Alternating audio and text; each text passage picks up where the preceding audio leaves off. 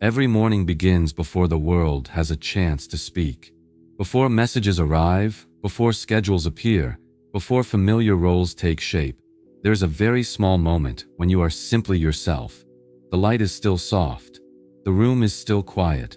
The breath has just returned to the body after a long night. Yet for many people, that stillness disappears very quickly. The eyes open and the mind starts running. Nothing has been done, yet the heart already feels heavy. Old worries return, as if they never left. We often believe that life will change when things outside of us change, when work becomes more stable, when others understand us better, when the timing finally feels right. But in the teachings of the Buddha, transformation does not begin from the outside. It begins with how the mind is placed each morning. The mind upon waking is like freshly turned soil, soft, ready to receive an imprint. Whatever is planted at this moment will follow us throughout the day. So ask yourself, what do you usually do in the first 10 minutes after waking up? Because in that very brief moment, you are either repeating a familiar path or quietly choosing a different direction for the entire day. And when we look closely at how we begin our mornings, we start to understand why so many days pass and life seems unchanged, even though we keep hoping it will be different. When we look more closely at how we begin our mornings, a familiar truth becomes clear. Human beings do not lack the desire to change.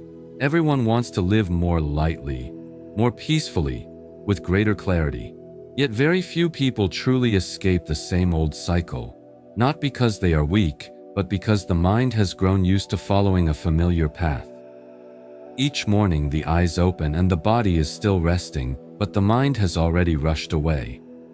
The hand reaches for the phone. The eyes move across the screen. News, messages, images, plans, worries. Within just a few minutes, the mind is pulled back into the past and pushed toward the future. Yesterday has not fully closed. Tomorrow has already stepped in. The new day has barely begun, yet the mind is already tired. According to the teachings of the Buddha, suffering does not arise from outer circumstances. Suffering arises from a mind that cannot remain in the present. When the mind is used to running, it will run even when there is no reason. When the mind is used to worrying, it will worry even when nothing has happened yet. And when the morning begins in haste, the entire day often unfolds in reaction. We believe we are living, but most of the time, we are simply repeating familiar thoughts, repeating old emotions, repeating the same ways of responding to life. Today may look different from yesterday on the surface, but inside everything is almost exactly the same. So the problem is not that you lack motivation or opportunity. The problem is that your mind has never been allowed to stop long enough to choose a different direction. And when every morning begins in the same way, life continues to follow that same path. Once we recognize the unconscious loop of the morning, we begin to see clearly why the morning matters so much. According to the teachings of the Buddha, the first moments of the day are not meant for rushing to fix life, but for returning to the very first awareness. Morning is when the mind is still soft. The familiar layers of defense have not yet formed. Old stories have not yet fully repeated themselves. For this reason, the direction in which the mind is placed at this time quietly guides the entire day.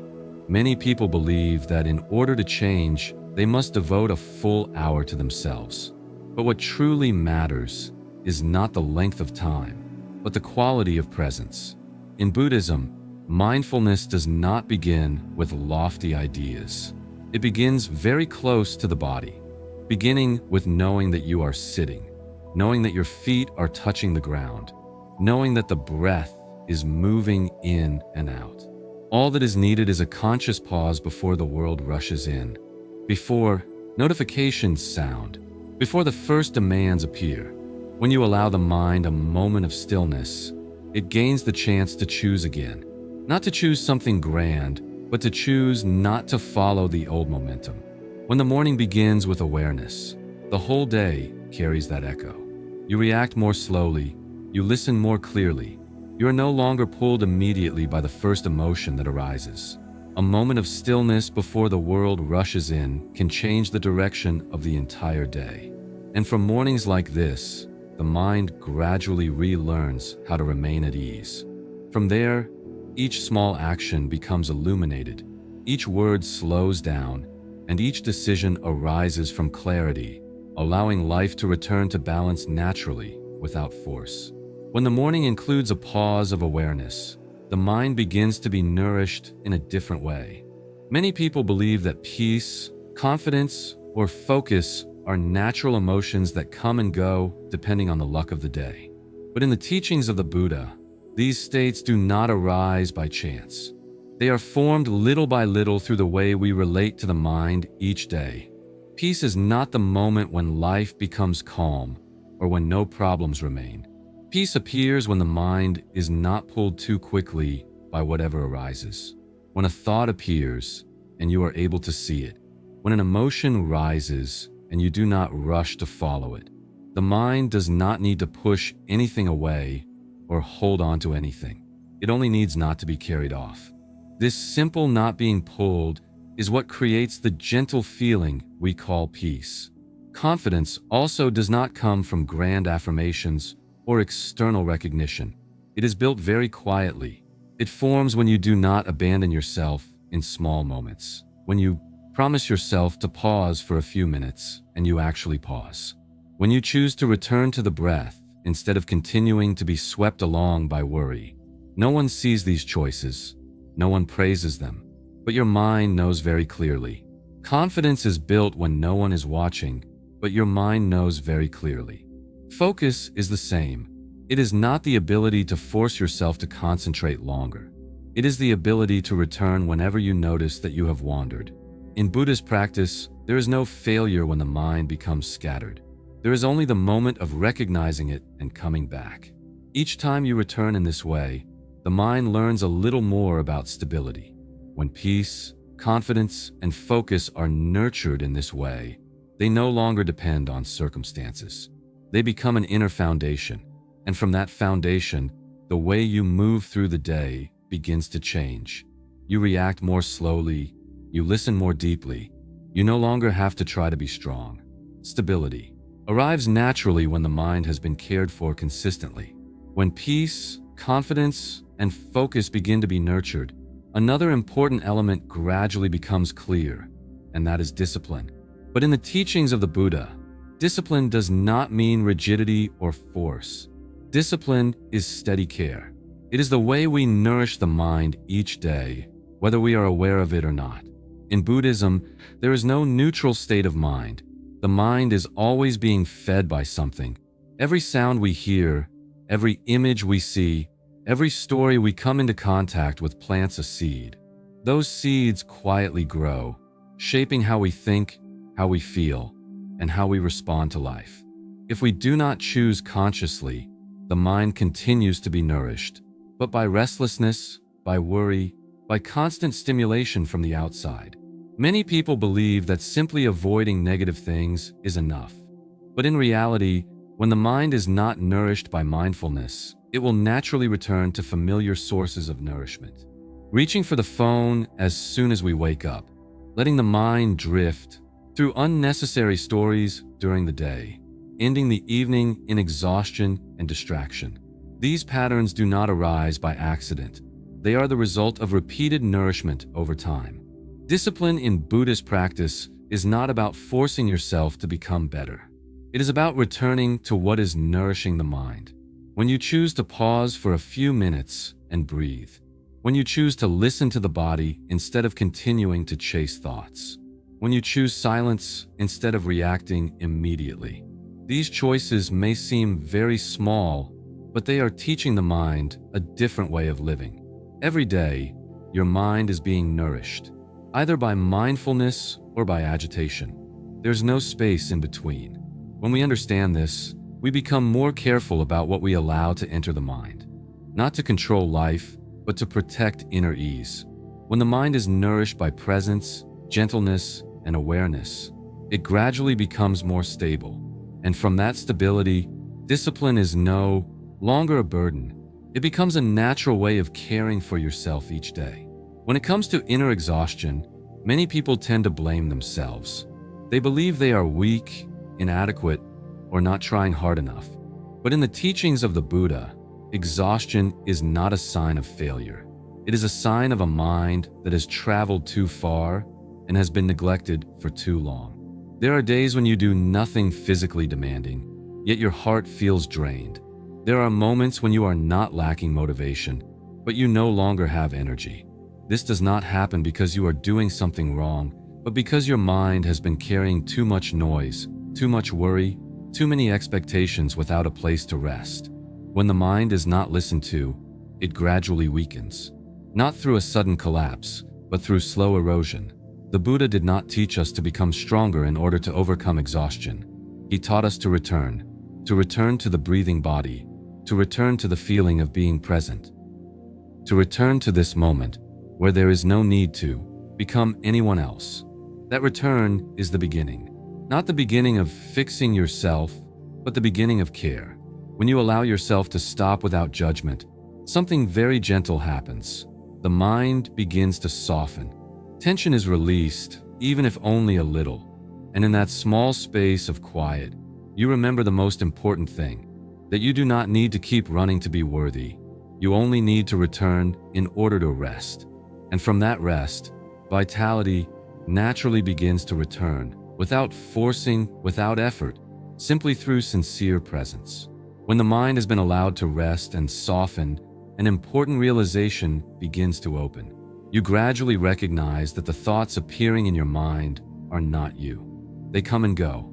Sometimes they are loud, sometimes they are familiar.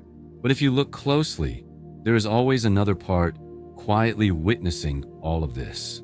In the teachings of the Buddha, awakening begins when we see this clearly. We do not need to push thoughts away. We do not need to cling to them either. We only need to recognize that there is an inner space that is watching. That space does not worry. It does not rush. It does not argue. It simply knows that a thought has appeared and then faded away. When you begin to see this observing part, your relationship with the mind changes. Before, every thought that arose would pull you along. A memory made you sad. A prediction made you anxious. A word caused you to react. But with awareness, you are no longer swept away immediately. You see the thought arrive, but you do not have to enter it. You feel the emotion rise, but you do not have to let it lead. This is not something distant or extraordinary. It is very close to meditation in everyday life. When you wash your hands, you know you are washing your hands. When you breathe, you know you are breathing. When a thought appears, you know that a thought is present. Just knowing in this way, nothing more. From this awareness, a very gentle sense of freedom appears. Not because thoughts disappear, but because you are no longer identified with them. You begin to have inner sovereignty. You can pause before reacting. You can choose how to move forward. And within that space, a sense of ease becomes clearer. Not through control, but through seeing clearly. Once you have seen the observing part within, you may wonder why it is still necessary to return each day. If you already understand, why repeat it? In the teachings of the Buddha, repetition is not because people are slow to understand, but because the mind forgets very easily. The mind is carried away faster than we realize. All it takes is one day of not returning, and the old momentum takes the lead again. In Buddhism, chanting is not meant to learn something new. Meditation is not meant to achieve a special feeling. Recitation is not meant to escape from life. These practices exist to remind the mind to return to its proper place. Each time we chant, each time we sit in stillness, each time we recite quietly, the mind is reminded of something very simple, that the present moment is here, that we are here, that there is no need to run. If we listen once and stop, understanding remains in memory. But practice does not happen in memory. It happens in the habits of the mind.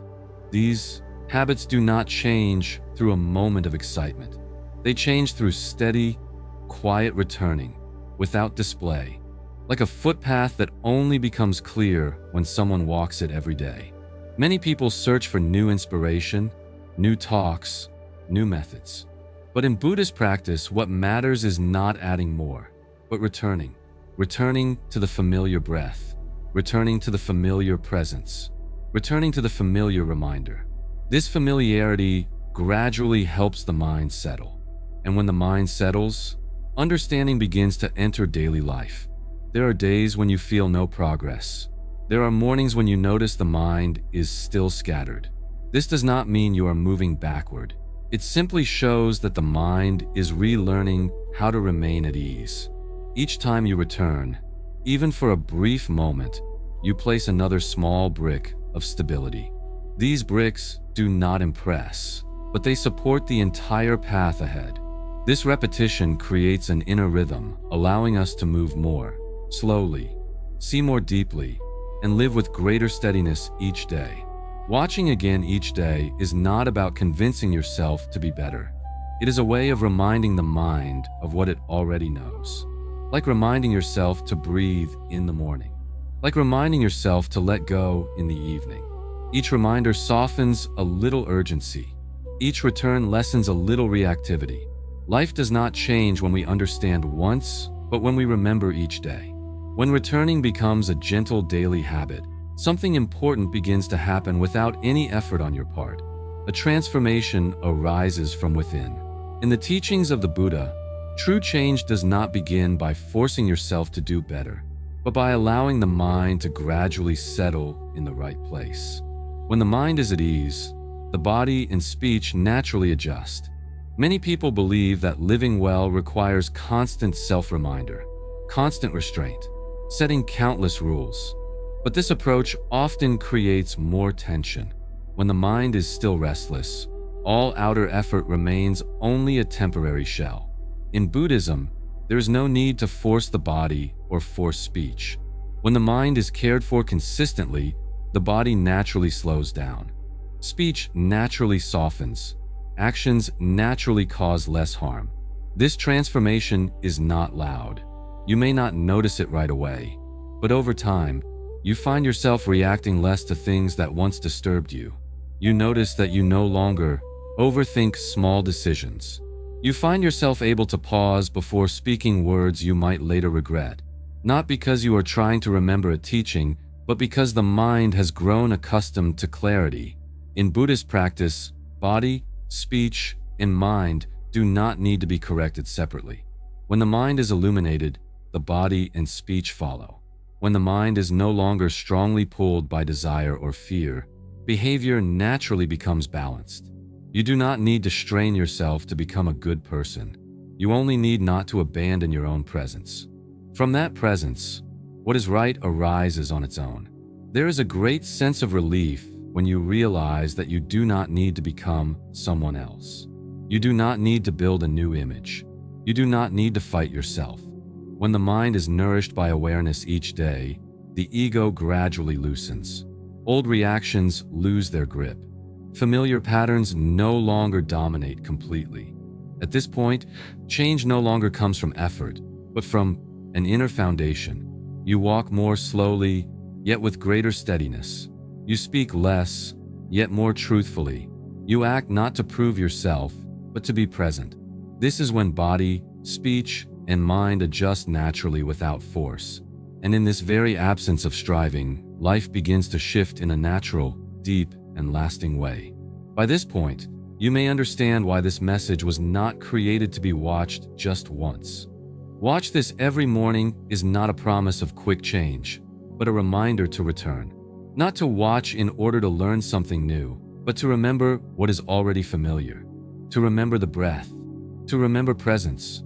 To remember how to place the mind in the morning. If these words resonate with you, stay with this channel. Let your mornings have a quiet anchor before the new day begins.